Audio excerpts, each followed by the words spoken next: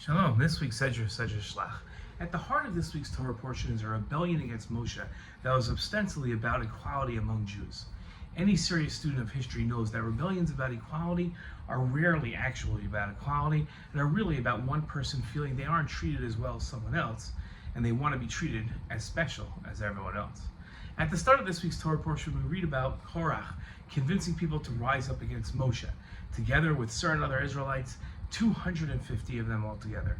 They were all leaders of the community, chosen in the assembly. They were men of repute. They combined against Moshe and Aaron and said to them, "You have gone too far. For all the community are sacred. All of them are kadosh, and God is in their midst. Why then do you raise yourselves above God's congregation?" they charged. In his commentary to these psukim, Rashi wrote that Korach complained, "If you have taken royal rank for yourself, Moshe, you should at least not have chosen the role of Kohen for your brother Aaron. It is not you alone who have heard at Sinai, I am the Lord your God." All of the congregation heard it.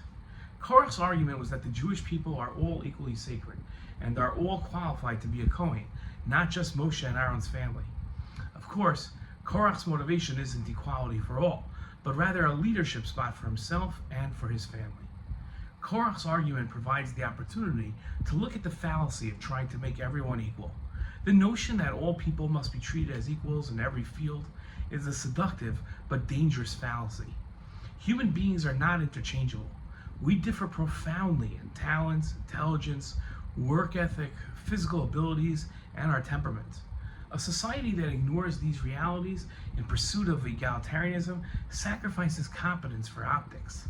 True efficiency demands meritocracy, placing the right person in the right role based on ability and performance. A surgeon must be selected for skill, not for quotas. An engineer designing bridges requires mathematical aptitude, not demographic balance. Pilots, athletes, teachers, and leaders all thrive when chosen by proven excellence. Different people naturally fill different roles. Some innovate, some execute, some lead, others support.